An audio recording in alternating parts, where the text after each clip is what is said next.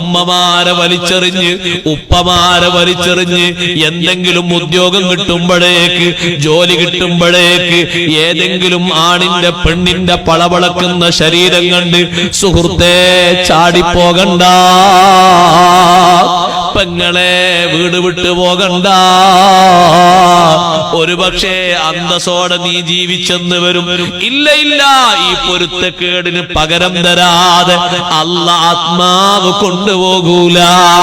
മുത്തുനബി തങ്ങൾ പഠിപ്പിച്ചില്ലേ, കുല്ലുദ്ദുനൂബി മുഅഖറത്തുൽ ലിഅജലിഹാ, എല്ലാ ദോഷങ്ങളും അതിന്റെ ഒരു ടൈമുണ്ട്, ആ ടൈമിലേക്ക് പിന്തിക്കപ്പെടും.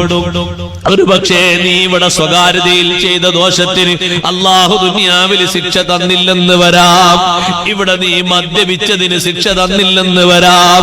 ഇവിടെ നീ നിസ്കരിക്കാത്തതിന് ശിക്ഷ തന്നില്ലെന്ന് വരാം. ഇവിടെ നോമ്പ് നോൽക്കാത്തതിന് ശിക്ഷ തന്നില്ലെന്ന് വരാം. ഇവിടെ കളവ് നടത്തിയതിന് ശിക്ഷ തന്നില്ലെന്ന് വരാം. കളവ് പറഞ്ഞതിന് ശിക്ഷ തന്നില്ലെന്ന് വരാം. പക്ഷേ എല്ലാ ദോഷങ്ങളും അതിന്റെ അവധിയിലേക്ക് പിന്തിക്കപ്പെടും. ഇല്ലൽ ആഖലിൽ വാലിദൈൻ, മാതാപിതാക്കളെ വെറുപ്പിക്കുന്നതൊഴികെ അതിന്റെ ശിക്ഷ അവിടെ എത്തിയിട്ടല്ല കൊടുക്കുക.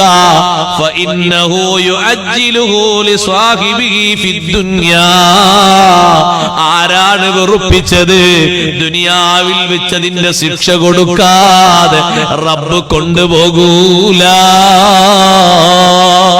ഇതുകൊണ്ടാ പറയുമ്പോ ചിന്തിക്കണം, വാർദ്ധക്യമെത്തിയ മാതാപിതാക്കൾ ചോദിച്ചത് പിന്നെയും ചോദിച്ചു കൊണ്ടിരിക്കും, പറഞ്ഞത് പിന്നെയും പറഞ്ഞുകൊണ്ടിരിക്കും. ഓർമ്മക്കേടൊരു കാരണമായിരിക്കും.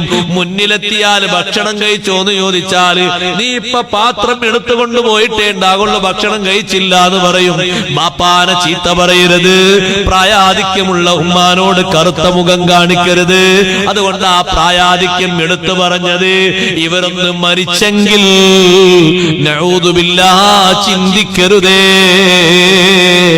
നമ്മളെ അവർ പോറ്റി വളർത്തിയപ്പോ രോഗാതുരനായി കിടക്കുന്ന മകൻ വെന്റിലേറ്ററിൽ കിടക്കുമ്പോഴും ഉമ്മാന്റെ ദുആ എന്താണെന്നറിയോ? പടച്ചോനെ, എന്റെ മകൻ വിടവാങ്ങിയിട്ട് ആ ഒരു ജനാസ കാണേണ്ട ഒരവസ്ഥ എനിക്ക് തരല്ലേ അല്ലാ. നമ്മളിപ്പോ പ്രായാധിക്യത്തിന് മാതാക്കളെ നോക്കുമ്പോ, പിതാക്കളെ നോക്കുമ്പോ ഏറിയാലൊരു 10 വർഷം, ഏറിയാലൊരു 15 വർഷം, അതിനപ്പുറം സഹിക്കേണ്ടതില്ലല്ലോ എന്നൊരു ചിന്ത പോലും